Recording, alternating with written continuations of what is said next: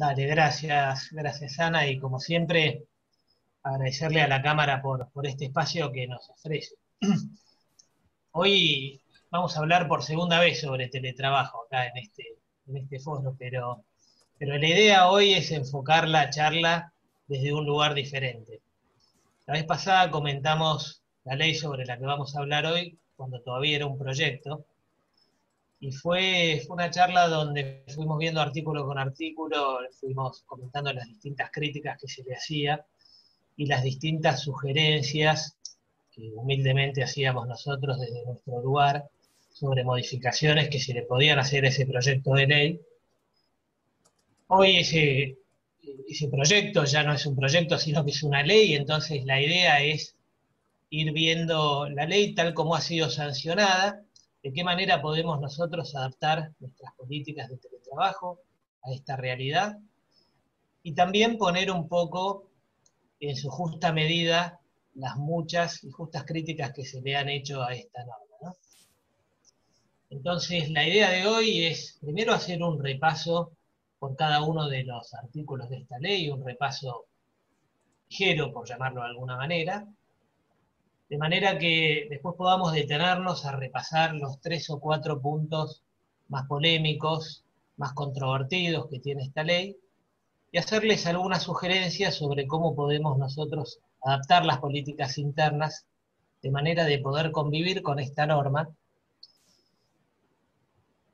aclarando, por supuesto, que falta todavía un enorme camino por recorrer. Es decir, tenemos una ley que todavía no entró en vigencia y ni siquiera tenemos una fecha cierta de entrada en vigencia. Como ustedes saben, esta ley fue sancionada en el mes de agosto, pero va a entrar en vigencia recién a los 90 días de la finalización del ASPO. Es decir, que no tenemos ni siquiera una fecha estimada en la que esta norma va a estar en vigencia. No tenemos todavía la reglamentación de esta ley. Van a ver que muchos de los artículos requieren de un decreto reglamentario para entrar en funcionamiento. La reglamentación todavía no está, no hay ni siquiera un boceto circulando. Muchos artículos también derivan o difieren a la negociación colectiva, a la regulación de algunos de los institutos, por lo tanto vamos a tener que ver de qué manera los convenios colectivos de trabajo incorporan el teletrabajo dentro de sus articulados. Después va a haber que ver cómo las empresas terminan implementando el teletrabajo, a pesar de la ley, junto con la ley, y finalmente de qué manera los jueces interpretan la norma. Porque muchas veces más importante que lo que la norma dice es cómo los jueces interpretan lo que la norma dice. Entonces, para sacar conclusiones, creo que nos falta recorrer un camino larguísimo. Estamos dando recién los primeros pasos, y entonces la idea hoy es, bueno, compartir con ustedes con lo que tenemos, de qué manera podemos empezar a adaptarnos, de qué manera podemos empezar a implementar las políticas de teletrabajo, y haciendo también este comentario que me parece que es importante. Nosotros hemos recibido de parte de algunos clientes dudas respecto de la viabilidad de implementar el teletrabajo en la Argentina, dudas generadas a raíz de las muchas y más variadas críticas que se le han hecho a esta norma. Entonces, con motivos completamente entendibles y justificados, muchas empresas se han preguntado si realmente era viable implementar el teletrabajo en la Argentina. Y yo ahí, más allá de las críticas que la ley merece, les diría sin ningún lugar a dudas que, por supuesto que es viable. Claramente no tenemos la ley que hubiéramos querido tener, claramente esta norma puede tener muchos defectos en el sentido de generar inseguridad jurídica, ser, digamos, podría llegar a generar litigiosidad, podría llegar a generar falta de certeza en cuanto a muchas de las medidas, pero de ninguna manera creo yo que esta ley impida o sea incompatible con la implementación del teletrabajo. Después, cuando vayamos viendo los aspectos más polémicos o más controvertidos de las normas, les voy a ir explicando, justificando por qué digo lo que se estoy anticipando. Pero bueno, ya sin más preámbulo, le voy a ceder la palabra a María Eduarda, que vaya comentando los distintos artículos, y yo después voy a volver para ir desmenuzando los 3 o 4 temas centrales o sobre los que mayor polémica se ha generado. Así que bueno, María, te cedo la palabra a vos y gracias. Hola, buenos días a todos. Un gusto tenerlos aquí. Muchas gracias a la Cámara por el espacio. Bueno, lo que yo voy a hacer va a ser un resumen bastante corto de qué es lo que establece la ley en cada uno de los artículos. Inicialmente la ley define el contrato de teletrabajo como aquel en el cual la prestación de tareas se desarrolla desde el domicilio del empleado o desde un lugar distinto al establecimiento del empleador mediante la utilización de herramientas tecnológicas, ¿sí? Después dispone derechos y obligaciones de las partes. En cuanto a la jornada laboral, la ley establece que la jornada debe ser pactada por escrito en el contrato de trabajo, respetando los límites legales y convencionales, sea que la jornada se pacte por hora o por objetivo. A su vez dispone que el software o plataforma que se utilice a los efectos del teletrabajo deberá desarrollarse acorde con la jornada laboral pactada, impidiendo la conexión fuera de la misma. Dispone también el derecho a la desconexión de los empleados, que es concebido como el derecho a no ser contactado y a desconectarse fuera de la jornada laboral y durante las licencias que goce a lo largo de la relación de trabajo. La ley dispone que el empleador no podrá exigir la realización de tareas ni remitir comunicaciones por ningún medio a los empleados fuera de la jornada pactada y que tampoco podrá imponer sanciones disciplinarias a los empleados por el uso de este derecho. Otro de los artículos de la ley es el de las tareas de cuidado. Este artículo fue muy polémico, después lo comentará Álvaro, y está entendido como el derecho de aquellos trabajadores que tengan a su cargo de forma individual o compartida a menores de 13 años, personas discapacitadas o adultos mayores que requieran de su cuidado, a disponer o a seleccionar horarios que sean compatibles con esas tareas de cuidado y a interrumpir la jornada. Las pautas específicas sobre cómo se va a ejercer este derecho también se difiere a la negociación colectiva. La ley dispone que cualquier acto o decisión que obstaculice o impide el ejercicio de este derecho va a ser considerado discriminatorio en los términos de la ley 23.592. En realidad se va a presumir discriminatorio. En cuanto a la modalidad del teletrabajo, la ley dispone que siempre va a ser voluntaria. El cambio de trabajo presencial a uno de teletrabajo debe ser consentido por el empleado y ese consentimiento se debe expresar por escrito. A su vez, el empleado va a tener el derecho de revertir este consentimiento en cualquier momento de la relación de trabajo. En este caso, el empleador va a tener que otorgar tareas en el establecimiento en el que el empleado hubiese prestado servicios con anterioridad o en aquel que sea más cercano al domicilio del empleado en el que puedan prestarse los servicios que había prestado con anterioridad. Esta obligación solamente va a poder ser no cumplida cuando existen motivos fundados que la hagan de imposible cumplimiento. El incumplimiento mero de esta obligación va a ser considerado una violación al deber de ocupación dispuesto por la Ley de Contrato de Trabajo y va a dar derecho al trabajador a considerarse indirectamente despedido o también a accionar para el restablecimiento de las condiciones anteriores al cambio, digamos, al cambio referido a el cambio de la modalidad presencial a una modalidad de teletrabajo. Y en aquellos supuestos en los que se establezca una modalidad de teletrabajo desde el inicio de la relación de trabajo, el eventual cambio, el ejercicio de la reversibilidad, queda diferido a las pautas que se establezcan mediante la negociación colectiva. En cuanto a los elementos de trabajo, va a ser el empleador quien deba proporcionar todas las herramientas de trabajo necesarias para la prestación de servicios mediante una modalidad de teletrabajo, y también va a ser quien deba hacerse cargo de los costos de instalarlas, mantenerlas y repararlas. En el caso en el que sea el empleado quien utilice sus propias herramientas para la prestación de servicios bajo la modalidad de teletrabajo, el empleador deberá compensarlo por esa utilización de acuerdo a las pautas que establezca la negociación colectiva. El empleado va a ser responsable del correcto uso y mantenimiento de las herramientas de trabajo, y va a tener que procurar que no la utilice nadie que sea ajeno a la relación de trabajo. En ningún caso el empleado va a responder por el desgaste normal del uso de las herramientas o del paso del tiempo. En el supuesto en que las herramientas tengan algún desperfecto o rotura, el empleador será quien deba hacerse cargo de la reparación o reemplazo, y el tiempo que se insuma para esa reparación o reemplazo en ningún caso va a poder afectar el derecho del trabajador a percibir su remuneración habitual. En cuanto a las compensaciones de gastos, la ley dispone que el trabajador va a tener derecho a ser compensado por los mayores gastos de conectividad o servicios en los que insuma con motivo del teletrabajo. Esta compensación también queda diferida a lo que se negocie mediante negociación colectiva, y va a estar exenta del impuesto a las ganancias.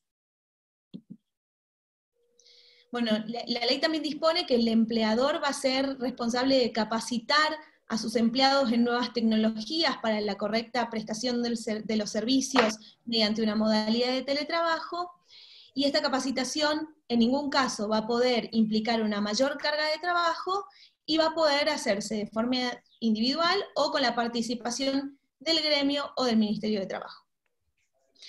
En cuanto a los derechos colectivos y a la representación sindical, la ley dispone que los teletrabajadores van a tener los mismos derechos que los trabajadores que presten servicios en forma presencial, de ser representados por un sindicato o que les sea de aplicación un convenio colectivo determinado. Para la representación sindical, los teletrabajadores van a ser considerados parte del conjunto de los trabajadores que presten servicios de forma presencial. El sindicato que va a representar a los teletrabajadores va a ser aquel de la actividad. Acá no hay ninguna novedad porque es lo mismo que disponen las leyes de la 23.551 de asociaciones sindicales, y dispone que los empleadores van a tener obligación de anexar a los trabajadores, a los teletrabajadores, a una unidad productiva determinada, a los efectos de elegir o ser elegidos como representantes de los trabajadores.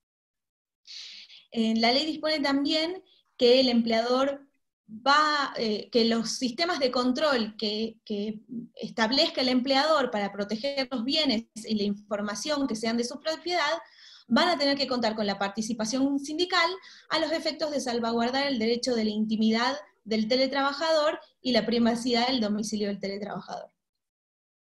En cuanto a la protección de la información laboral, va a ser el empleador quien deba tomar las medidas de protección que correspondan, y esas, digamos, la utilización del software de vigilancia que pueda utilizar, en ningún caso va a poder violar el deber de intimidad del empleado.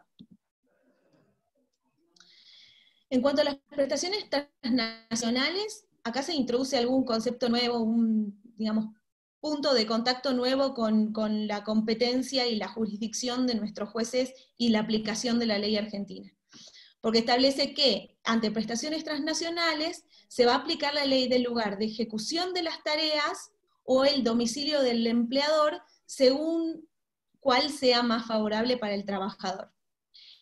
Para casos de contratación de trabajadores extranjeros por parte de empleadores argentinos, se va a necesitar la autorización previa de la autoridad de aplicación, y los convenios colectivos de trabajo, acorde a la realidad de cada actividad, deberán establecer un tope máximo para este tipo de contrataciones. En cuanto a la autoridad de aplicación, va a ser el Ministerio de Trabajo, y tiene el deber de reglamentar la ley dentro de los 90 días. Las empresas se van a tener que registrar acreditando el software que van a utilizar para la prestación de servicios mediante una modalidad de teletrabajo, y la nómina de trabajadores afectados a esta modalidad, ya sea de manera mensual o frente al alta de cada trabajador. Esta información va a tener que ser reenviada o comunicada a la organización sindical que represente a la masa de trabajadores de la empresa de que se trate.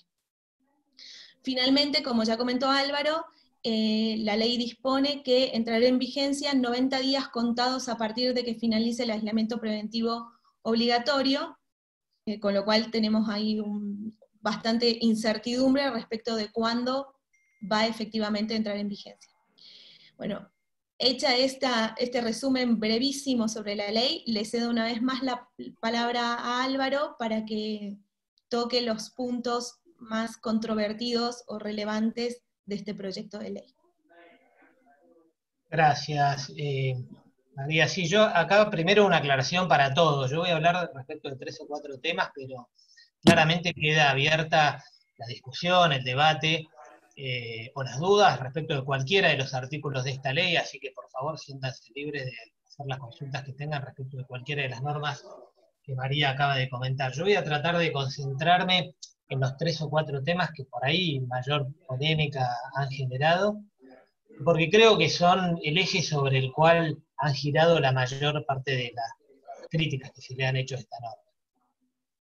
Que vamos a ver, les doy primero los títulos, tiene que ver con jornada laboral y el derecho a la desconexión de los empleados, la reversibilidad, y en tercer lugar, en el primero puse 2, jornada y desconexión, reversibilidad, y el tema de los empleados con menores, enfermos o adultos mayores a cargo. Creo que en esas 4 normas se centran la mayoría de las críticas. Después vamos a ver que hay muchas más que se han hecho, pero tal vez acá podamos tener una idea más acabada de las principales objeciones que recibió esta ley. Yo creo que algunas, sin desmerecer los comentarios críticos que se le han hecho, muchos de los cuales yo mismo lo suscribo y los hice públicos acá mismo y en diferentes medios, pero digo, creo que tal vez pudo haber existido alguna reacción exagerada respecto de las reales implicancias que esta norma puede llegar a tener. Y explico por qué. A ver, primer tema respecto del cual se ha criticado mucho esta ley, jornada de laboral y desconexión. ¿Qué es lo que dice la ley? Que la jornada de trabajo va a tener que estar pactada por escrito, que no va a poder exceder los mínimos legales, los máximos, legales y convencionales vigentes, que los sistemas informáticos le van a tener que impedir al empleador la conexión fuera de su jornada laboral, y que no se le van a poder enviar comunicaciones de ningún tipo fuera de la jornada. Ahora, esto se ha dicho que de alguna manera atentaba contra la flexibilidad laboral, que es uno de los atributos del teletrabajo. Y esto puede que sea una verdad, pero tal vez sea una verdad media, ¿sabes? Porque la ley en ningún momento prohíbe o impide establecer una jornada de trabajo flexible. Entonces, uno podría, creo yo, perfectamente pactar con el empleado que la jornada de trabajo va a ser flexible, que se va a llevar a cabo dentro de una franja horaria determinada, supongamos entre las 8 y las 20 horas, franja que podría ser más amplia o más estrecha, y que el empleado va a poder distribuir las horas de trabajo de acuerdo a su conveniencia dentro de esa franja horaria. Si hiciéramos esto, estaríamos pactando una jornada flexible, cosa que la ley de teletrabajo no prohíbe, no impide. Estaríamos de alguna manera mitigando o relativizando la exigencia que la ley impone al empleador de establecer sistemas que le impidan al trabajador conectarse fuera de su jornada, porque si el trabajador tiene una jornada flexible según la cual puede diagramar los horarios de trabajo de acuerdo a sus conveniencias o a sus necesidades, nadie le va a poder reprochar o imputar a ese empleador algún tipo de incumplimiento por haber permanecido los sistemas informáticos abiertos, ya que es el empleado el que decide cuándo se conecta y cuándo se desconecta. Y lo mismo respecto del envío de comunicaciones. Si nosotros pactamos con el empleado que va a ser él quien se conecte en los horarios que le quede más conveniente dentro de una franja, dijimos de 8 a 20, de 8 a 22, nadie nos va a poder reprochar que se le haya mandado un correo electrónico en cualquier momento del día durante esa franja horaria, porque en el fondo el empleador no es quien dispone cuándo se conecta o deja de conectarse el trabajador. Entonces, yo creo que digamos, este recurso de pactar una jornada flexible, obviamente siempre que las características del trabajo a realizar lo permitan. Por supuesto hay determinadas tareas que por su naturaleza, por sus características no permiten pactar una jornada flexible, pero siempre que esto resulte posible, creo que el tema de la jornada laboral y el derecho a la desconexión pasan tal vez a un segundo plano, o no son el monstruo que muchos nos imaginamos en un primer momento cuando opinamos respecto de la ley y cuando hicimos nuestras críticas. Entonces, de vuelta, volviendo a los comentarios que decían, esta ley atenta contra la flexibilidad laboral, contra la flexibilidad en materia de jornada, no estoy tan convencido de que esto sea así. El segundo punto, por el cual la ley ha sido muy criticada, críticas que de vuelta, insisto, no quiero de ninguna manera desmerecer, que también suscribo, pero las voy a relativizar un poquito, tiene que ver con el tema de la reversibilidad.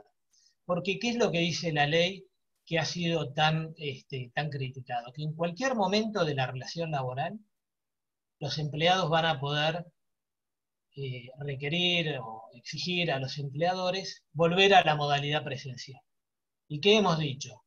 Es criticable que no estableciera un preaviso, es decir, que el empleado no esté obligado a darle un preaviso suficiente a la empresa para ejercer esta reversibilidad y retomar la presencialidad.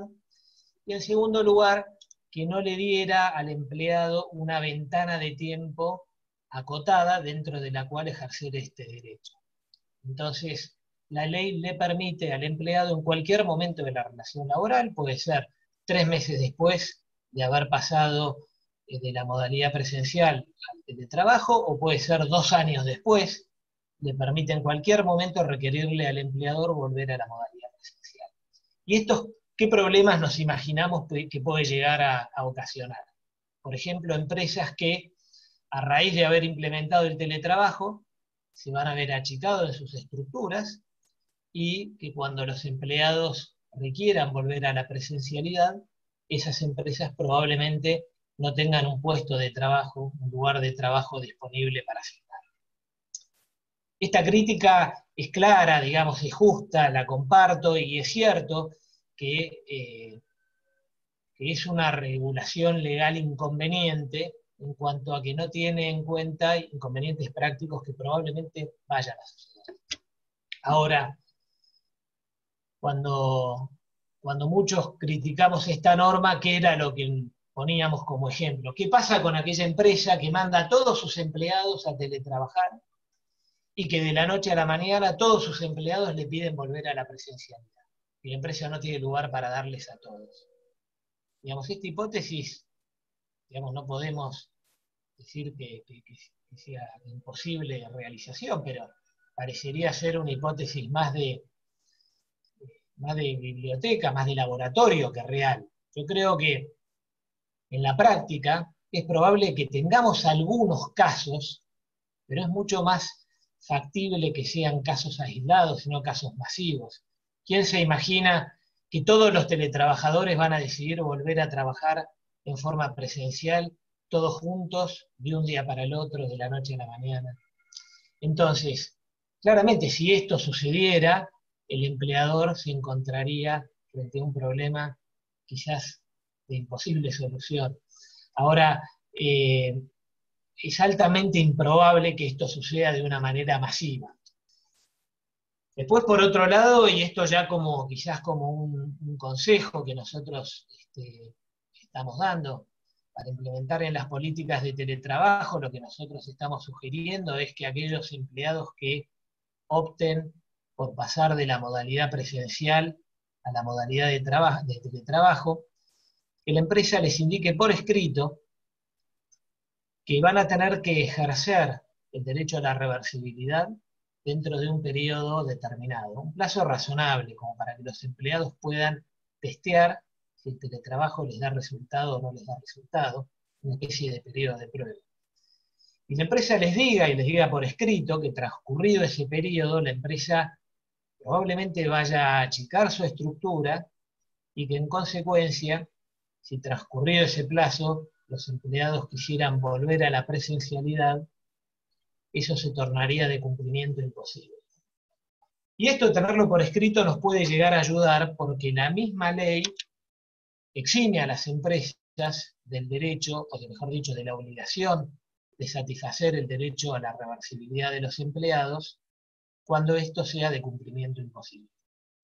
Entonces, si nosotros le notificamos a los empleados que acepten pasar a la modalidad de teletrabajo, que van a tener un periodo determinado, digamos de 6 meses, para evaluar si el sistema les resulta, les sirve, es compatible con su vida personal, y que transcurrido ese plazo, volver a la presencialidad va a ser de cumplimiento imposible porque la empresa va a achicar su estructura, creemos que la empresa podría válidamente hacer valer esa política, esa comunicación.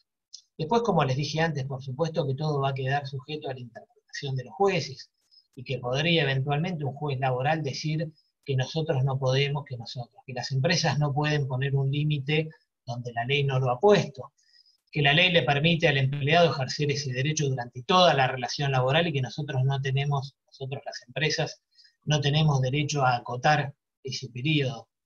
Pero bueno, a eso nosotros también podremos responder que la ley también habla de casos en los cuales esto sea de cumplimiento imposible, exceptuando a las empresas, y podremos decir, creo yo válidamente, que si una empresa cerró sus oficinas o achicó su estructura, se ha vuelto de cumplimiento imposible el volver a la presencialidad. Entonces, dos temas. Primero, creo que esta norma puede llegar a dar lugar a algunos reclamos, pero mucho más probable que sean reclamos puntuales, individuales, algunos casos aislados.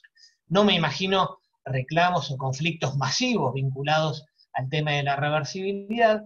Y segundo, creo que hay cosas que podemos implementar nosotros en las políticas internas, como para poder incluso en aquellos casos aislados o puntuales que se generen, poder argumentar que el derecho a la reversibilidad fue de alguna manera reglamentado a través de las políticas internas de la compañía.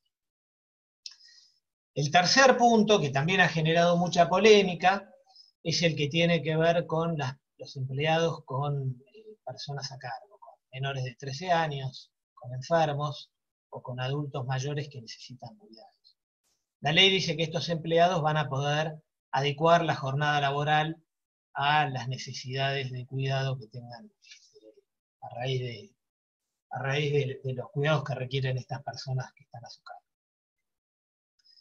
Y por supuesto, se le ha criticado esta ley que de alguna manera le está quitando a los empleadores algunas de las más elementales potestades de organización y de dirección empresaria, es decir, que pueda ser el empleado quien disponga de qué manera va a organizar su jornada de trabajo, de acuerdo a sus necesidades, quitándole esa potestad a los empleadores, es criticable. Y yo, digamos, suscribo esa crítica, sin lugar a dudas. Ahora, lo que creo, lo mismo que dije respecto de la reversibilidad, no me imagino conflictos masivos de las empresas vinculados con esta norma. Es probable que hayan situaciones puntuales, creo que pueden haber casos aislados. Que hayan pocos casos aislados no le quita gravedad al tema, pero sí podemos decir que esto no vuelve la implementación del teletrabajo como algo totalmente contrario a cualquier potestad organizativa de parte de las empresas, etc. Puede llegar a incrementar un poco más la litigiosidad, a generar casos de inseguridad jurídica, por supuesto, pero insisto, creo que es más probable que sean casos aislados. Y así todo, para evitar aquellos casos aislados, nuestra recomendación es que al momento de pactar con los empleados un cambio para pasar de la modalidad presencial a la modalidad de teletrabajo, se le puede pedir a esos empleados que firmen una declaración jurada, haciéndoles saber cuál va a ser su jornada de trabajo, y que declaren bajo juramento si esa jornada es o no compatible con algún tipo de obligación de cuidado que tuviera a su cargo, ya sea por tener menores, enfermos o discapacitados. Entonces, si el empleado firmara que no tiene menores enfermos, discapacitados a cargo, que hagan incompatible el cumplimiento de esa jornada, solamente podríamos tener algún inconveniente con ese empleado si circunstancias sobrevinientes, es decir, hechos posteriores al traspaso de la modalidad presencial a la modalidad de teletrabajo, hicieran que la persona tuviera alguna necesidad de readecuar la jornada. Y obviamente le vamos a poder exigir, requerir al empleado que acredite, justifique y demuestre cuáles son esas circunstancias sobrevinientes. Entonces, con todo esto, disculpen si estoy siendo reiterativo, no quiero de ninguna manera desmerecer las críticas, pero sí tratar de poner todo en su justa medida y decir, esta ley de teletrabajo probablemente no sea la mejor ley que pudiéramos haber sacado, que pudiéramos haber obtenido, sin ningún lugar a dudas, no lo es. Probablemente esté acentuando algunas de las muchas críticas que le venimos haciendo desde hace años a nuestra ley de contrato de trabajo. Tal vez sea una oportunidad perdida por haber, digamos, teníamos quizás la oportunidad de mejorar algunos de los aspectos de la ley de contrato de trabajo, regulando la ley de teletrabajo con normas que fueran un poco más flexibles, más adecuadas a los tiempos modernos. Esto no ha sucedido, pero creo que de ninguna manera esta norma impide o obstaculiza seriamente la implementación de políticas de teletrabajo en Argentina. Me pareció importante hacer esta aclaración y esta especie de defensa antipática, pues estoy defendiendo una ley que no me gusta, pero me pareció importante poner estos puntos sobre la mesa. ¿Por qué? Porque hay muchas empresas, como dije antes, que están tan asustadas que están evaluando seriamente revertir, digamos, de antemano el teletrabajo, cosa que creo que es imposible. El teletrabajo va a seguir implementándose y eso creo que no tiene marcha atrás. Tratamos de ofrecer algunas soluciones, algunos consejos, algunas recomendaciones para tratar de ir de alguna manera conviviendo con esta norma, mitigando los riesgos que esta norma pudiera llegar a generar. Y después me pareció bueno también plantear algunos casos prácticos que se nos han ido presentando en estas últimas semanas, algunos que no tienen que ver con la ley de teletrabajo en sí, pero que tienen que ver con el teletrabajo y que son realmente interesantes. Por ejemplo, se nos presentó un caso que quiero compartir con ustedes, quiero ver qué hora es, son las 11:05. Tengo unos minutos para desarrollarlo. Se nos presentó un caso que me pareció interesante y me pareció bueno por ahí compartirlo con ustedes, incluso también para abrir el debate. No sé, Ana, si hay después posibilidad de abrir los micrófonos por si alguien lo quiere opinar a viva voz, pero si no, va a quedar el chat abierto para comentarios y reflexiones. Sí, no te preocupes. Ok. A ver, les voy a comentar este caso. Un cliente nuestro recibe un correo electrónico de una empleada diciéndole que al día siguiente, esto fue un viernes, le comentaba que al día siguiente estaba viajando a Europa porque al padre de su novio lo iban a operar en España, habían decidido viajar a Europa para acompañarlo, que tal vez iban a aprovechar su estadía en Europa para casarse, que tenían los papeles y iban a tratar de casarse ahí bajo las normas de la Comunidad Europea, y que probablemente para el mes de noviembre ya estaría de vuelta. No se preocupen por nada, me llevo la laptop, tengo todo lo que necesito, así que el viernes estoy conectada como siempre. Perdón que no avisé antes, pero estaba esperando tener todos los papeles en regla antes de hacer la confirmación. Les mando un beso, nos vemos el lunes. Digamos, ese es el caso. El jefe recibe esto, la primera reacción dice, la verdad que no me gusta que una empleada decida irse a Europa de la noche a la mañana, no me avisa nada, va a estar 3 meses trabajando desde allá. Esto, digamos, cualquiera haga lo que se le dé la gana sin avisar, no me gusta, traslada el problema a recursos humanos. En recursos humanos lo ven y dicen, la verdad que no podemos permitir que cualquiera haga lo que se le dé la gana sin avisar, sin pedir permiso. Ahora, por otro lado, empiezan a pensar un poco más y dicen, el lunes, cuando todos se conecten, esta persona va a estar conectada. ¿Qué vamos a hacer? ¿La vamos a sancionar por estar trabajando desde España y no estar trabajando desde Caballito, digamos, cuando su trabajo va a ser exactamente el mismo? vamos a, digamos, a dejar de pagarle el sueldo, le vamos a intimar a que retome tareas cuando está trabajando. Entonces se planteó una situación realmente compleja. Es decir, la empresa le puede prohibir que viaje. Mirá, ya por lo pronto, cuando le contestemos el mail, ya va a estar arriba del avión, con lo cual prohibirle que viaje ya no es una opción, la persona está viajando. ¿La podemos despedir? Parecería no haber motivo suficiente para un despido.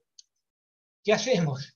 Se fue todo un tema de debate, habían opiniones de distinto tipo, estaban quienes insistían que la empresa no podía de ninguna manera consentir que cualquier empleado haga lo que se le diera la gana sin avisar previamente.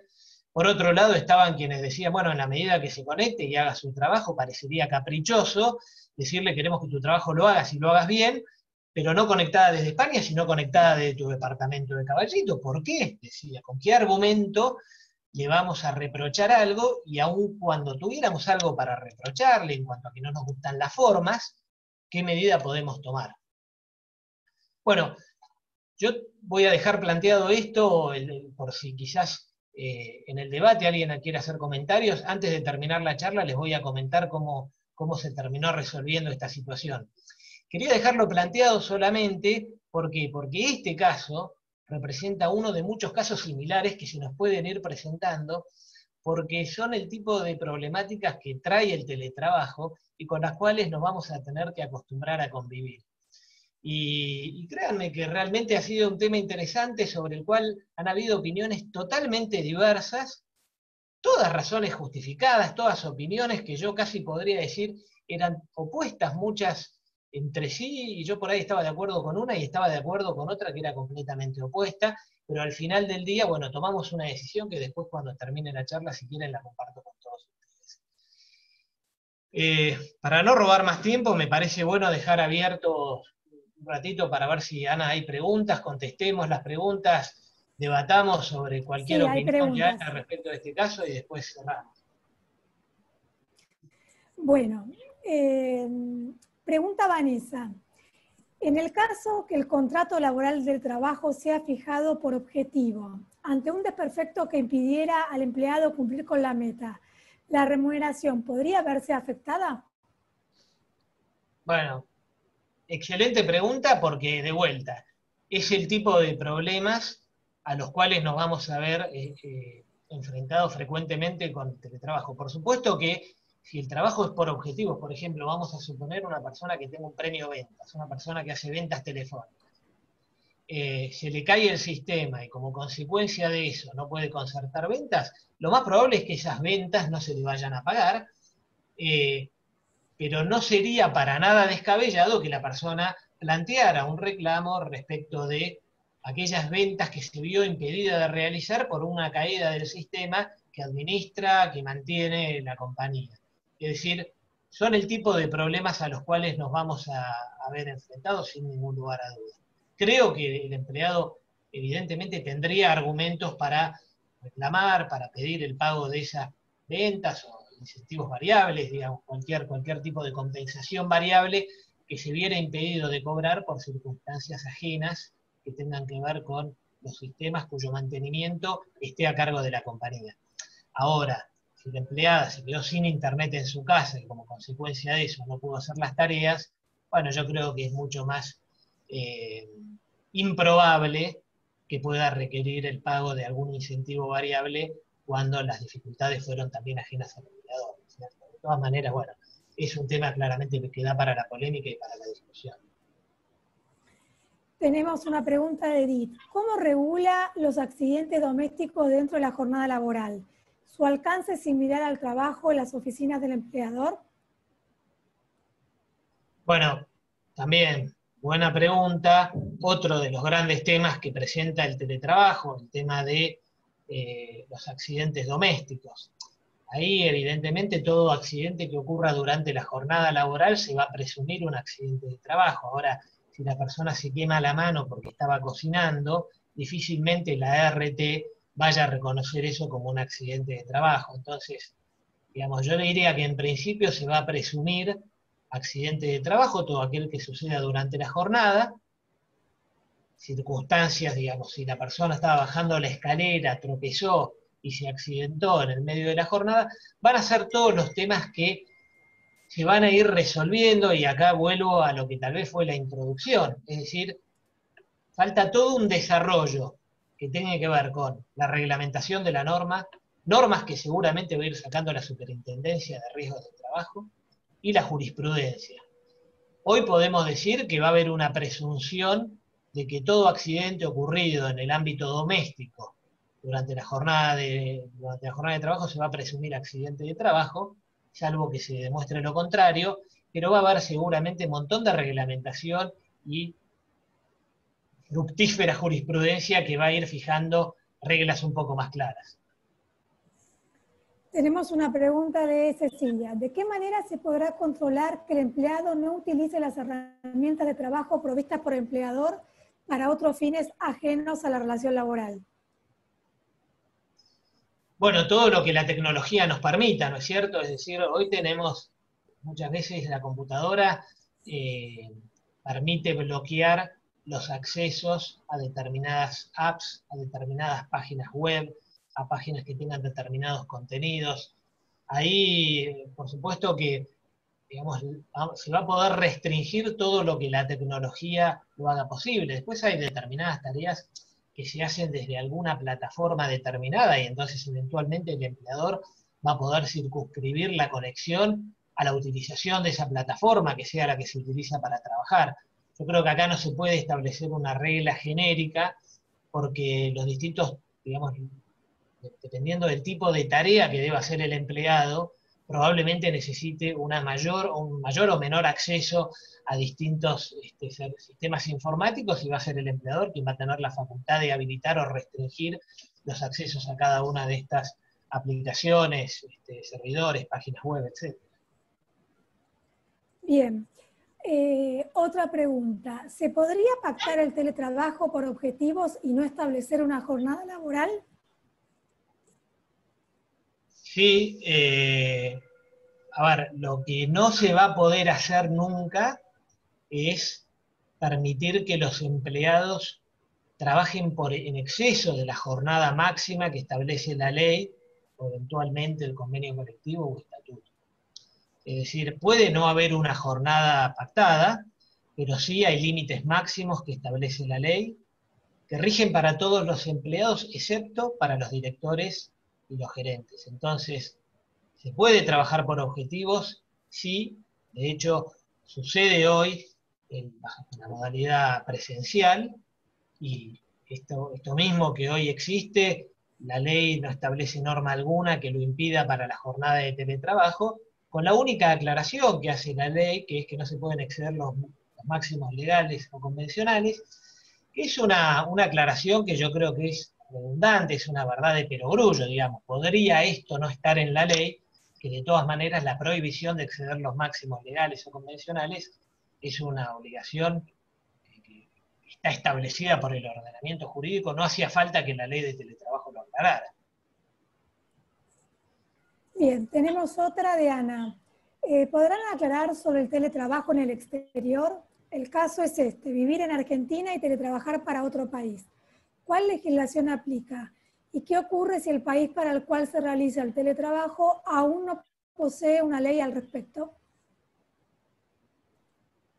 Está buena la pregunta, tiene que ver con el artículo. Digo que están buenas porque la verdad que están todas buenas las preguntas, porque son todas cuestiones que han generado, digo, cuando comentábamos la ley, todas estas cosas que están preguntando, nos las hemos preguntado y las hemos debatido nosotros mismos, los especialistas en derecho laboral. Nosotros, ahí en el artículo que habla de prestaciones transnacionales, yo les voy a ser sincero, lo debo haber leído no menos de 200 veces y todavía me cuesta un poco entenderlo. Por ahí vos, María, lo tenés más claro que yo.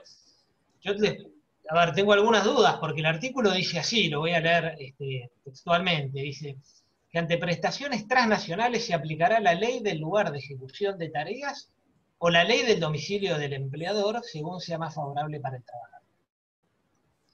Normalmente el lugar de prestación de tareas coincide con el domicilio del empleador.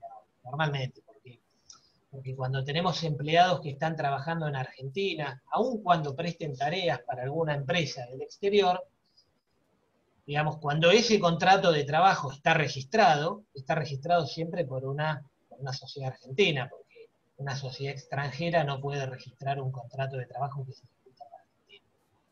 Entonces, aun cuando la empresa beneficiaria, usuaria de ese servicio esté en el exterior, el empleador, formalmente hablando, siempre es una sociedad argentina.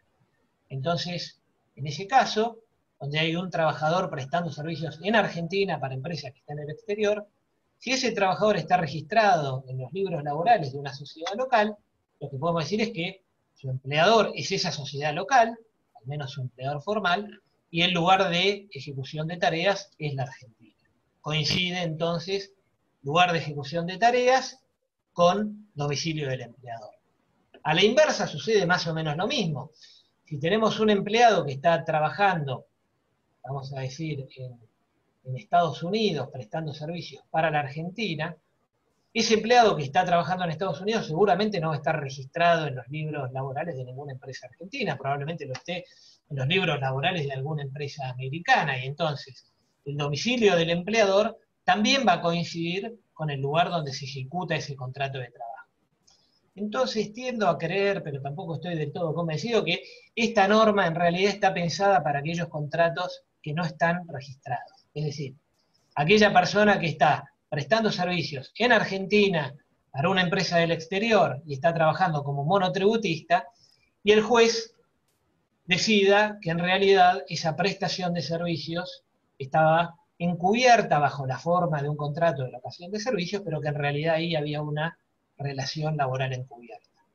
Y creo que es para esos casos en los cuales se va a aplicar esta norma y el juez va a decir, bueno, la persona trabajaba en Argentina, el verdadero empleador es la empresa usuaria, vamos a suponer que es una .com, que está ubicada en California, en Silicon Valley, y entonces el juez va a decir, bueno, yo comparo la ley laboral de California con la ley laboral de la Argentina y le aplico la ley más beneficiosa al empleado. Creo que, digamos, no se me ocurre una aplicación de la norma distinta que esta que les estoy comentando. Pero no sé, María, vos quizás no tengas alguna otra idea. Yo la verdad que le he dado vueltas al asunto y no he encontrado ningún otro ejemplo. Coincido.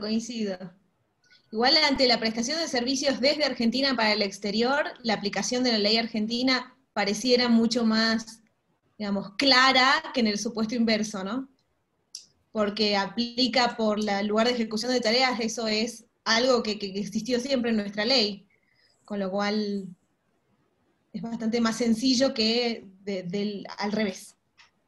Claro, esto lo que estaría habilitando al juez es a decir, por más que el contrato de trabajo se ejecuta en Argentina, en virtud de la aplicación de esta ley, yo puedo juzgar los derechos y obligaciones recíprocas de las partes según la ley del domicilio de la empresa para la cual este empleado prestaba servicios desde la Argentina. Y toda una polémica cuando el tema sea a la inversa. ¿Por qué? Porque cuando tengamos un empleado que presta servicios para una sociedad argentina desde el exterior, lo más probable es que ahí exista un conflicto de competencia. ¿Por qué? Porque el juez laboral argentino podría eventualmente decir, bueno, si el verdadero empleador de la persona que prestaba servicio, vamos a suponer desde los Estados Unidos, para una empresa argentina, el verdadero empleador es la empresa argentina y entonces un juez laboral podría querer juzgar ese contrato de trabajo de acuerdo a la ley laboral argentina y probablemente eso entre en conflicto con lo que establecieran las regulaciones legales de los Estados Unidos, que tal vez se arroben competencia y jurisdicción respecto de los contratos que se ejecutan en su propio territorio, ¿no? Entonces, para ese caso inverso, podría generarse un conflicto de competencia y de jurisdicción. Hay otra pregunta relacionada a prestaciones transnacionales de Vanessa.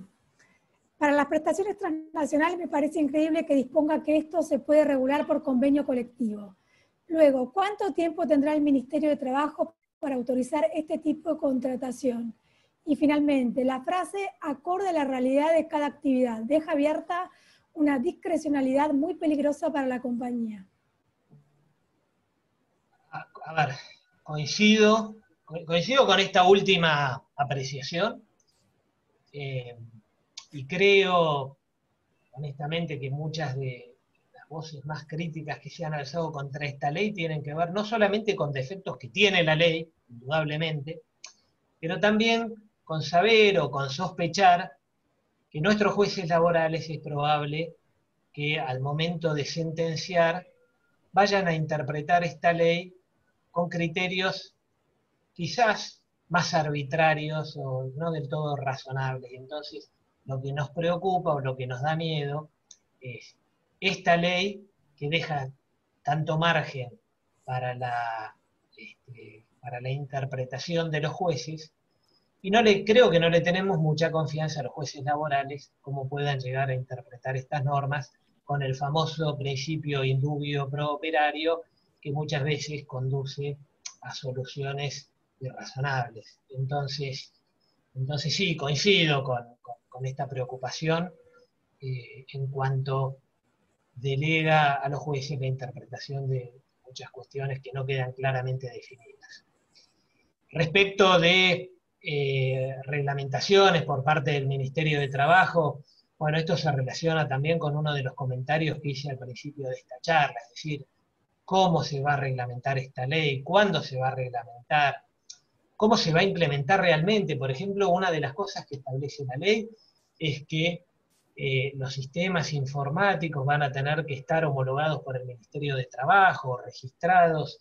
Bueno, ¿qué tan riguroso va a ser el Ministerio de Trabajo para la verificación de que esos sistemas informáticos cumplan con distintos requisitos establecidos en la normativa? Y son todas incógnitas. Yo tiendo a sospechar, a suponer que probablemente el Ministerio de Trabajo no cumpla con ese rol que imaginamos de andar verificando cada uno de los sistemas, el alcance, si realmente impiden o no impiden la desconexión de los empleados. Es probable que todo esto al final del día termine con un trámite donde hay que pasar por una ventanilla del ministerio, te ponen el sello y vos implementás el sistema que más te guste, digamos. Es probable que todo esto termine así, no quiero digamos, prejuzgar el accionar de la autoridad administrativa, pero viendo cómo han ido sucediendo muchas de las cosas recientes, donde no quisiera cambiar de tema, pero lo voy a poner como ejemplo, los famosos 223 bis que requerían la homologación del Ministerio de Trabajo, y hasta el día de hoy pasaron 6 meses y no hay un solo acuerdo de suspensión firmado con personal fuera de convenio que haya sido homologado. Entonces digo, todas aquellas cosas que están sujetas a un accionar del Ministerio de Trabajo, pongámosle un signo de interrogación a cómo va a funcionar o cómo va a ser eso en la práctica. Pregunta Germán, no sé si lo querés dejar para lo último. ¿Cómo se resolvió el tema de la empleada que viajó a España? A menos mal que me lo preguntaron, si no yo iba a pensar que había planteado un caso muy interesante. No, lo que terminamos resolviendo fue lo siguiente. Primero pusimos sobre la mesa de consideración un montón de circunstancias.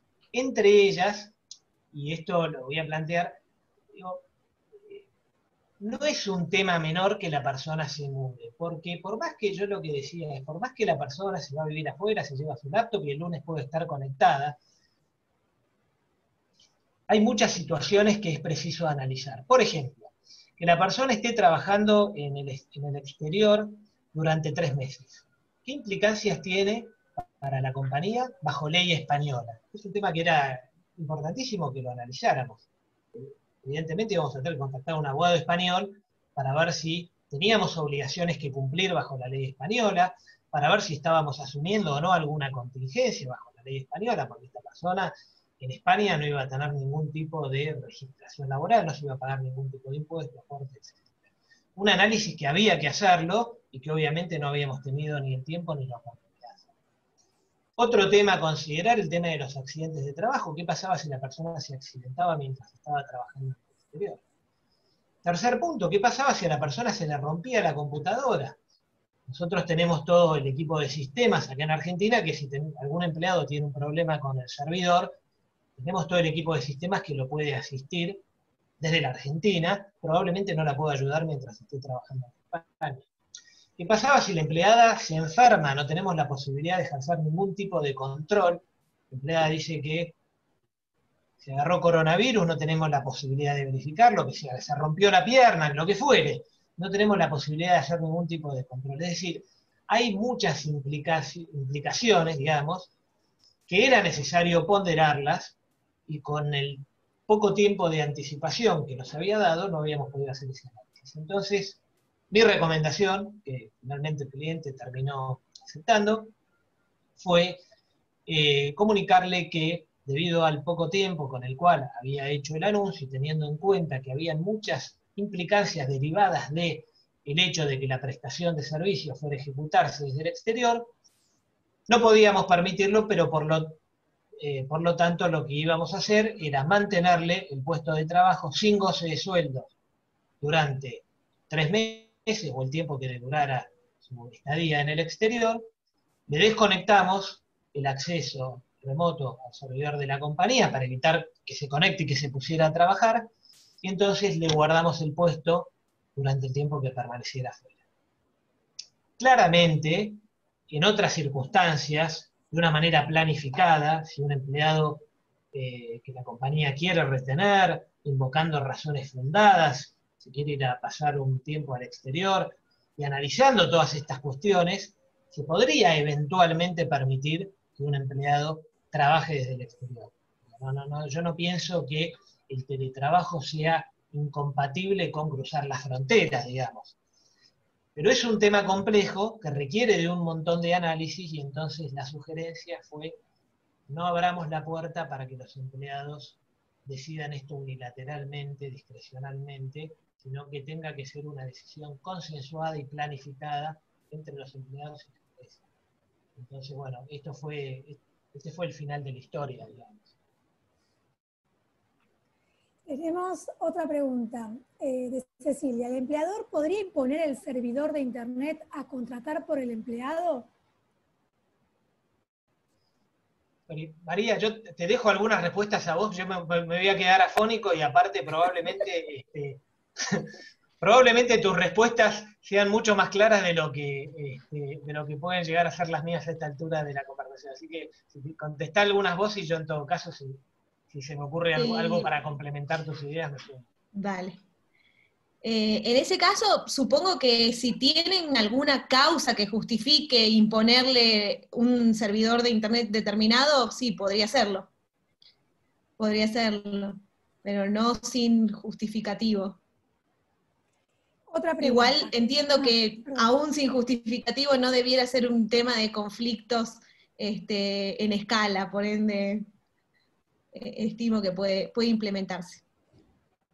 Otra pregunta. ¿Cómo sugieren controlar las horas extras en teletrabajo?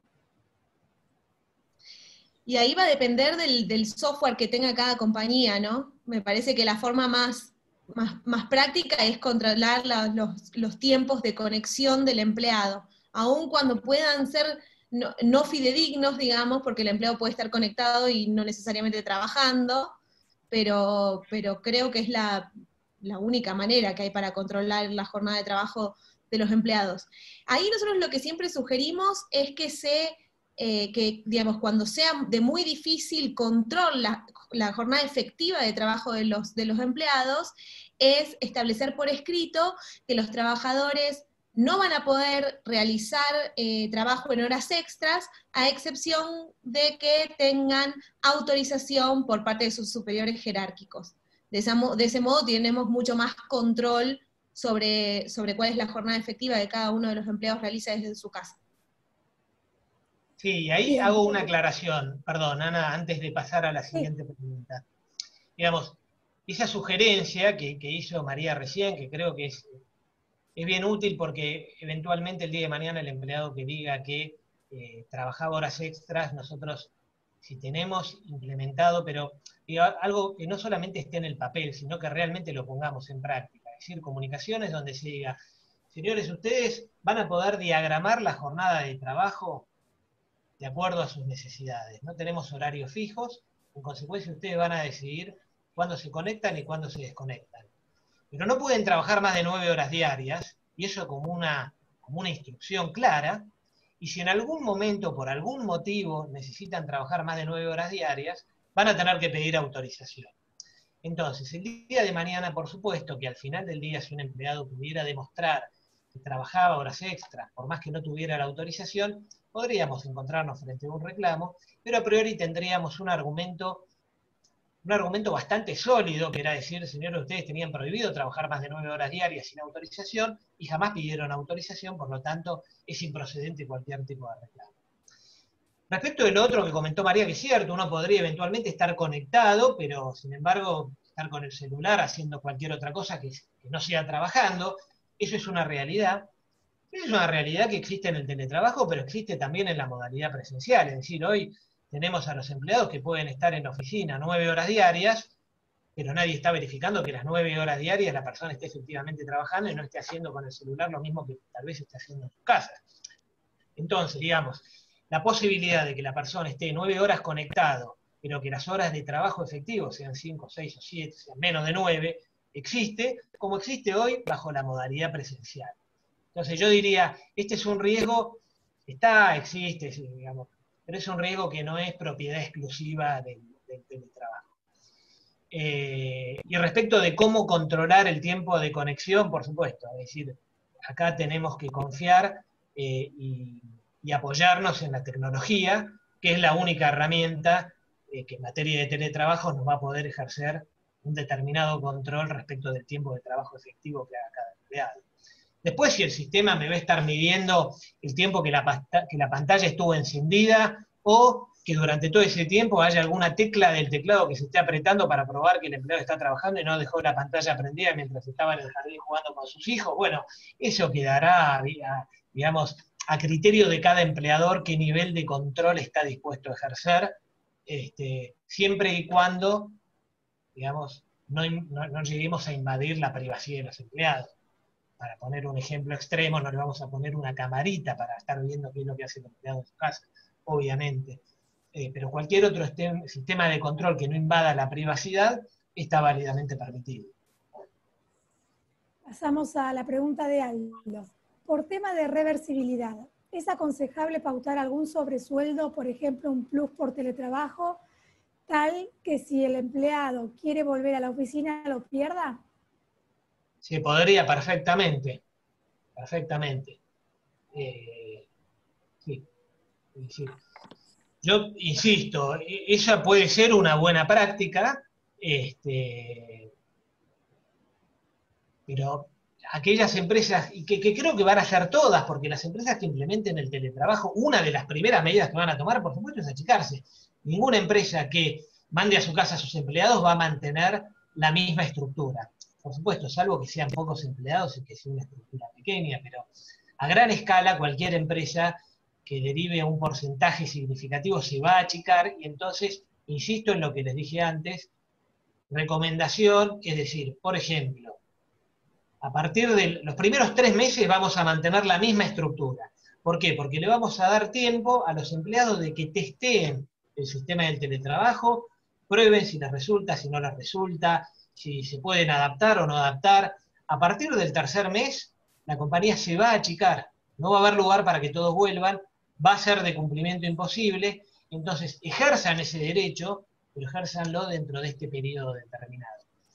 Digamos, esta sugerencia no es para nada incompatible con la de pagarle un adicional por teletrabajo, que claramente es un estímulo, un incentivo que puede ayudar o desalentar a aquellos que quisieran volver a la presencialidad, obviamente. Pregunta Sandra, ¿cómo se resuelve un caso que el empleado se quede sin internet por varios días y no sea responsabilidad ni del empleador ni del empleado, sino del proveedor de servicio? Te la cedería a vos, María, porque es una pregunta difícil de contestar, pero no, yo creo que eso entra dentro de lo que son causales de fuerza mayor, es decir, no se le va a poder descontar el sueldo al empleado, lo que sí creo que el empleador está legítimamente habilitado es a pedirle al empleado tomar aquellas medidas razonables que se puedan tomar para que pueda trabajar. Por ejemplo, pensemos primero que el teletrabajo, o que la ley de teletrabajo va a entrar en vigencia una vez que haya finalizado el ASPO, ¿no? Con lo cual, digamos que el contexto bajo el cual vamos a aplicar esta norma no es el contexto que estamos viviendo actualmente. Entonces, un empleado que dice, mira, yo me quedé sin internet, no me puedo conectar desde casa, creo que el empleador legítimamente le podría decir a ese empleado, andá y trabajá desde un bar, digamos, ¿no? Andá, buscate un Starbucks para trabajar desde ahí. Entonces, por supuesto que la ley del teletrabajo en sí va a tener que ser aplicado siempre bajo el principio de la buena fe, digamos. Entonces, si el empleado sin ninguna razón fundada se niega a moverse de su lugar de trabajo y dice, no, yo digamos, no me muevo de mi casa porque no quiero, bueno, en ese caso creo que la empresa estaría legitimada para no pagarle los sueldos. Ahora, si el empleado pudiera justificar que, por ejemplo, para trabajar necesita una computadora de escritorio, no trabaja desde una laptop o necesita determinados materiales que no pueden ser trasladados, es decir, pudiera justificar una imposibilidad de solucionar esa dificultad, bueno, en ese caso creo que el empleador estaría obligado a pagarle los sueldos, porque no debe ser el empleado, entiendo yo, quien deba cargar con la fuerza mayor que origina esa prohibición de prestar servicio. No sé, María, igualmente esto es esto como todo. No, yo coincido. Bueno, tenemos, a ver, ¿se puede pactar realizar teletrabajo y trabajo presencial combinados? Esa es la pregunta del millón, la verdad. ¿Por qué? Porque la ley dice que la ley de teletrabajo va a aplicar a aquellos que teletrabajen en forma parcial o total. Es decir, que de acuerdo a la definición que da la propia ley, esta ley de teletrabajo sería aplicable a aquellos que trabajan bajo esta modalidad todos los días de la semana, pero también, en principio, debiera aplicarse a aquellos que teletrabajan un día por semana, por ejemplo. Y como esto es una modalidad contractual, el teletrabajador que teletrabaja un día por semana se convierte en un teletrabajador y entonces adquiere todos los derechos y obligaciones que prevé esta ley. Entonces, la situación paradojal que se produce es que esa persona podría incorporar toda una serie de derechos que son bien específicos del teletrabajo a su contrato laboral, que tal vez ejecute 4 de los 5 días de la semana en forma presencial. Entonces, por ejemplo, el tema de no poder ser contactado fuera de la jornada laboral. Esto está en la ley de teletrabajo. Esa persona que trabaja 4 de los 5 días de la semana en forma presencial, ¿adquiriría ese derecho? ¿O lo adquiriría solamente el día que teletrabaja? Si vamos a la interpretación literal de la norma, al haberse convertido en un teletrabajador, incorpora ese derecho, pero se daría la situación absurda de que los otros 4 días de la semana en los que estaría trabajando en forma presencial, tendría derechos y obligaciones distintas de los demás compañeros suyos que trabajan tal vez todos los días de la semana en forma presencial. Entonces creo que este es uno de los grandes temas que tiene que ser resuelto por la reglamentación, porque en muchísimos casos conduciría a resultados absurdos, digamos, donde personas que por trabajar un día desde su casa tendrían una regulación legal diferente a la del resto de los trabajadores presenciales, aquellos días que continúan trabajando bajo la modalidad presencial. No sé si esto se entiende, pero creo que es uno de los grandes temas sobre los cuales hay un vacío o una falta de claridad que necesariamente va a tener que ser resuelta por la reglamentación, porque si no, esto sí creo que va a generar alto nivel de conflictividad. Y hoy cuando las empresas me están diciendo, mira, estamos pensando en implementar sistemas de teletrabajo, yo digo, no hay ningún problema. Ahora cuando me dicen, queremos implementar sistemas de teletrabajo en una modalidad part-time, digo, ojo que acá tenemos este problema, que es falta de claridad en cuanto al régimen legal aplicable a aquellos teletrabajadores que tienen una modalidad mixta. Otra pregunta de Cecilia. ¿La determinación de la ley aplicable en los casos de prestación de teletrabajo transnacional es una opción del empleado o puede ser efectuada de oficio por el juez? No, siempre quien decida cuál es la norma aplicable va a terminar siendo el juez. Por supuesto que los jueces siempre fallan sobre un reclamo concreto, entonces en primer lugar, digamos, tendría que haber un empleado que invoque la aplicación de una norma extranjera y un juez que decida haciendo lugar a ese reclamo, con lo cual yo diría que hay como un aporte mixto, un empleado que lo reclame y un juez que acepte o convalide ese reclamo. Está bien. A ver, ¿estamos con vos para responder a 5 más? Sí, le voy a pedir ayuda a María con algunas de las que siguen, pero sí, por supuesto. ¿Cómo se aplican las limitaciones a las jornadas para los gerentes y directores? Tuya. Ok. Bueno, a ver, por la ley de teletrabajo, la jornada se tiene que pactar por escrito y esto entendemos que aplica tanto a personas que estén comprendidas por la limitación establecida por la 11.544, como aquellos específicamente excluidos como son gerentes y directores. Ahora, esto no quiere decir que la limitación que se aplica a todo el personal, menos a gerentes y directores, les pase a aplicar a este grupo de trabajadores por el mero hecho de convertirse en teletrabajadores, ¿no?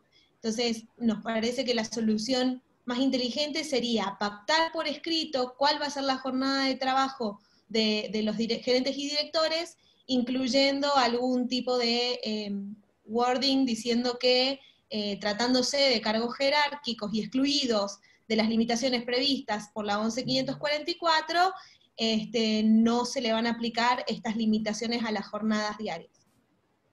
¿Sabés decir, por verlo de otra manera, la ley no establece restricciones para gerentes y directores donde no las hubiera? Entonces, digamos, si los gerentes y directores no tenían derecho a cobrar horas extras, siguen sin derecho a cobrar horas extras. Si no estaban obligados a respetar una jornada máxima, siguen sin estar obligados. Tal vez sí lo que tengamos que hacer sea poner por escrito que va a ser una jornada full time, que se va a desarrollar dentro de una franja horaria determinada, y hacer esta aclaración de que van a estar excluidos del régimen de jornada. Otra pregunta, ¿qué pasa con la compensación de gastos para los empleados que no están comprendidos por un convenio colectivo o para los que estén comprendidos por un convenio que no haya pactado ese punto? ¿Qué decís vos? Bueno, en relación a esa pregunta, lo que entendemos es que lo que establece, o sea, lo que hace la ley es plantear, dejar sobre la mesa estos temas, pero no los regula. Es decir, son derechos que han quedado como programáticos, pero no operativos. Van a necesitar necesariamente de la reglamentación a los efectos de ver cómo se va a producir esta compensación de gastos para personas que estén no comprendidas en ningún convenio colectivo o para convenios que no establezcan este punto en ninguna parte. Otra, ¿qué pasa si el empleador no tiene oficinas físicas para otorgar tareas presenciales? Bueno, eso ya medio que habló, Álvaro ¿no? lo conversó Sí. en el punto de la reversibilidad.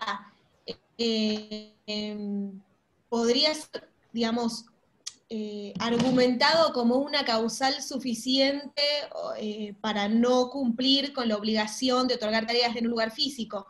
Ahora, la determinación respecto de si es una causal que justifica o no al empleador incumplir con la obligación de otorgar tareas presenciales, eso es algo que va a quedar a criterio de los jueces que entiendan e interpreten esta ley en caso de un conflicto.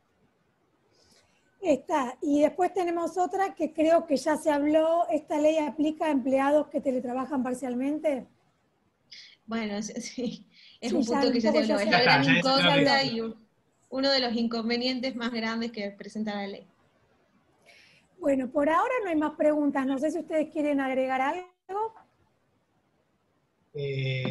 No, por nuestro lado no. Yo no sé, Ana, si querés habilitar, si alguien quiere hacer algún comentario o reflexión, si querés habilitar el micrófono, aprovechando que somos pocos.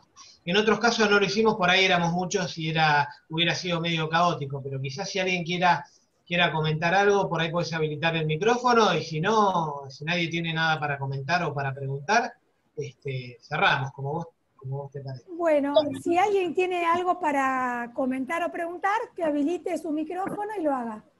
A ver, Hola, ¿qué tal? ¿Cómo estás? Alejandra de Hey Group.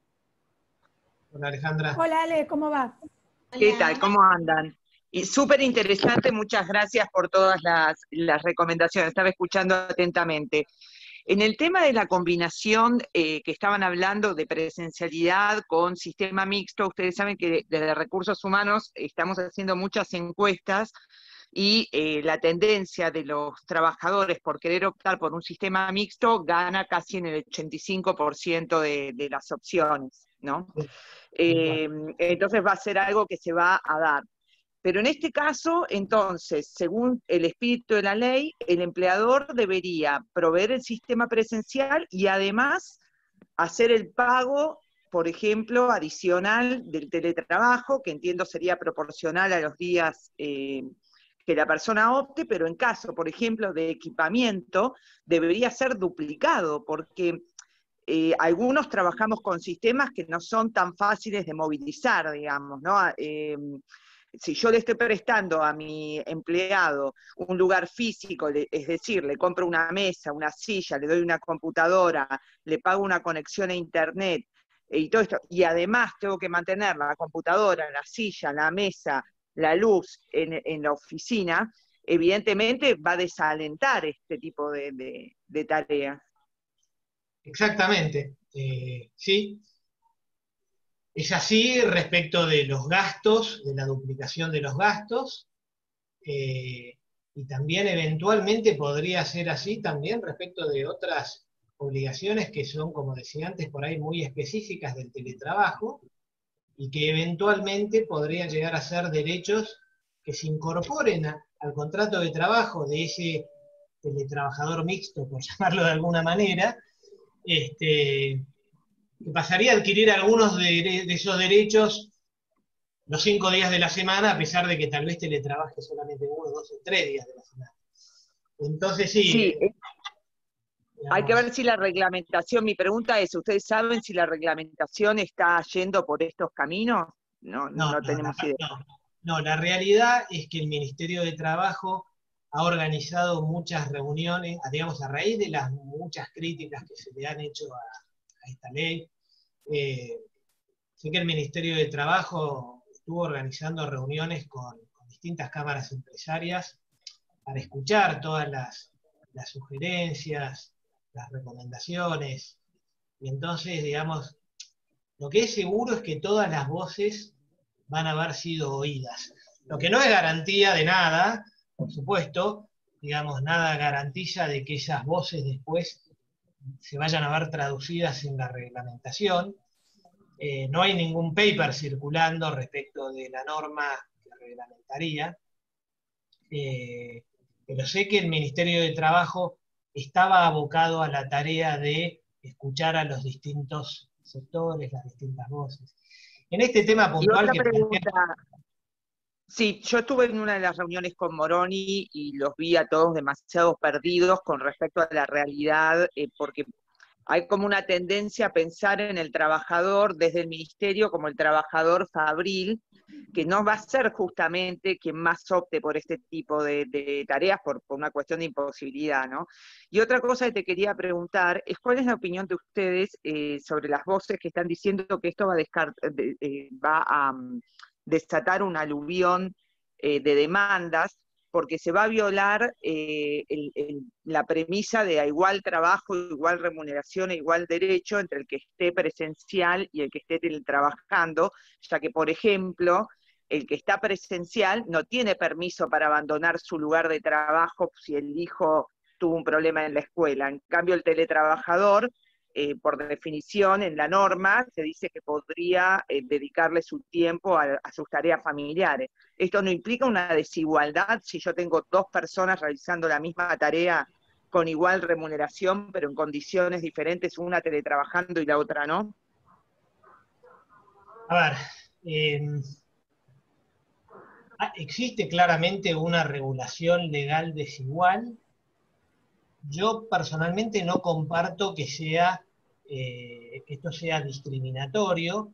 ¿Por qué? Porque existe una regulación desigual para situaciones que son desiguales. Es decir, el teletrabajador presta servicios bajo una modalidad bien distinta que el trabajador presencial, y entonces es razonable que exista una legislación específica para esta modalidad de trabajo que de alguna manera contemple esas diferentes realidades. Creo sí, y coincido, que esta norma probablemente incremente los niveles de litigiosidad que hoy tenemos, que ya son altos. No me imagino un aluvión, como decías recién, de reclamos masivos.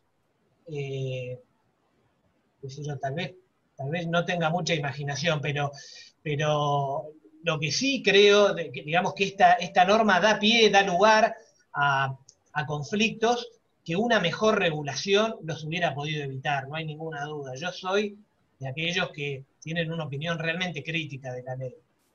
Ahora, la ley que no sea todo lo buena que nosotros quisiéramos, o que sea todo lo mala que nosotros venimos diciendo, y personalmente, y puedo estar equivocado, pero no me imagino yo un aluvión de reclamos masivos como consecuencia de una ley que es probablemente sí desacertada en muchísimos aspectos. Pero, de vuelta, esto va a haber que verlo. Yo honestamente, esto... A mí lo que me hace mucho ruido son dos personas realizando la misma tarea.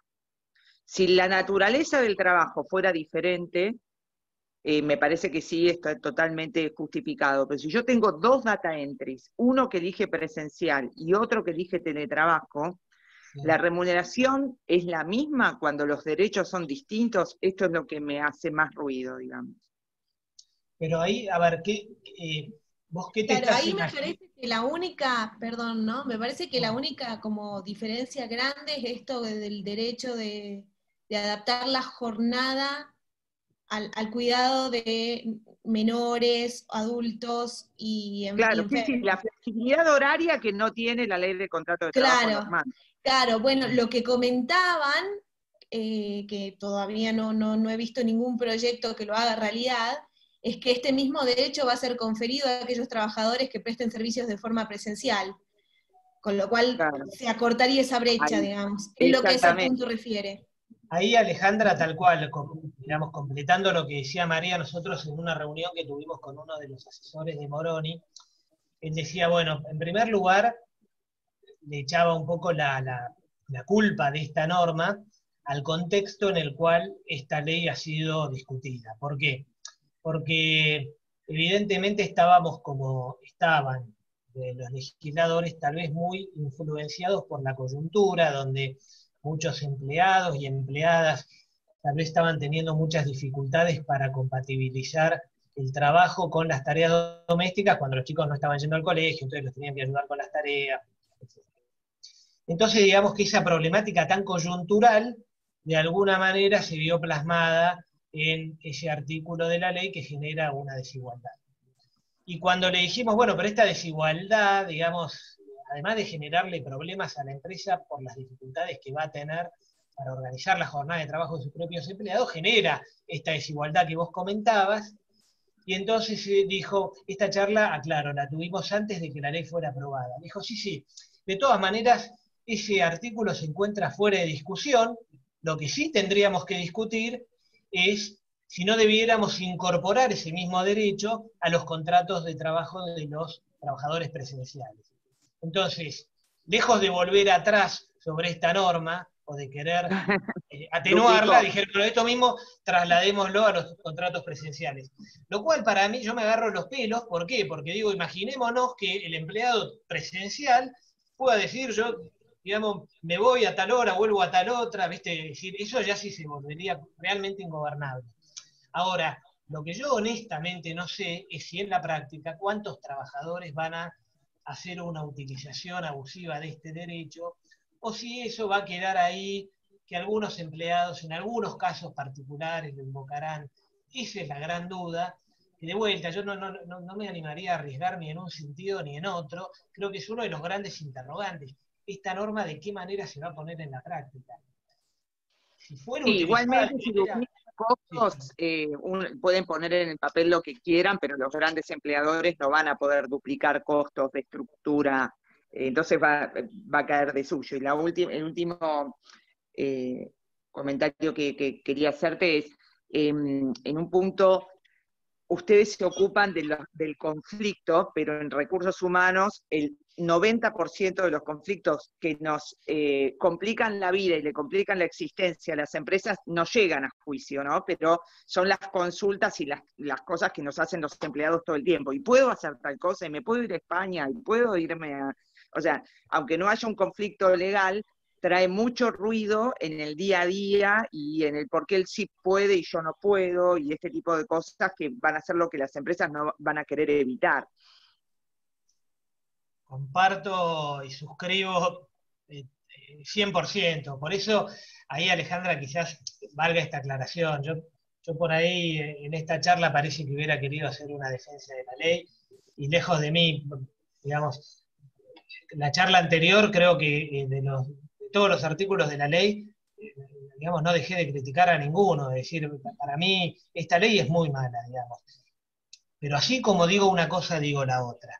Esta ley es muy mala, pero creo que es una exageración, lo digo en lo personal y respeto, pero profundamente, las opiniones contrarias, pero para mí es una exageración pensar que esta ley hace imposible la implementación del teletrabajo.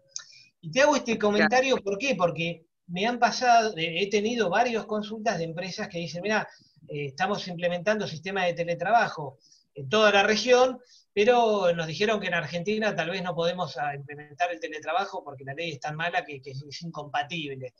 Y yo diría, no, tenemos una ley de teletrabajo que no es buena, teníamos una ley de contrato de trabajo que tampoco era buena, y sin embargo, bueno, digamos...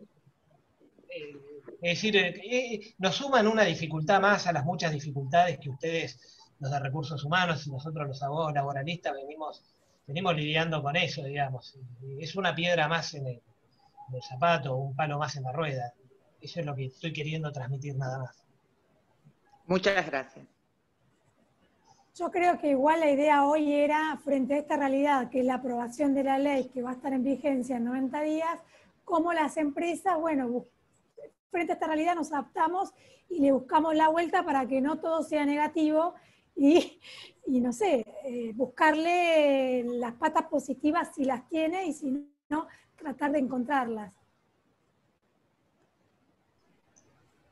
Así es. Ese es un poco el objetivo. Por eso tratamos de dar, qué sé yo, 2, 3, 4 consejos por lo menos, para decir, bueno, creemos que de esta manera podemos, digamos, convivir con esta ley, y si probablemente tendremos algunas liability, algunos riesgos, algunos inconvenientes, que si el legislador hubiera estado un poco más viendo la realidad de las empresas y no con esa mirada tan antigua del trabajo, tal vez nos hubieran podido ahorrar unos cuantos dolores de cabeza. Pero bueno, digamos, frente a la realidad que tenemos, tratamos de darles algunos consejos prácticos que nos permitan convivir con esta ley, nada más.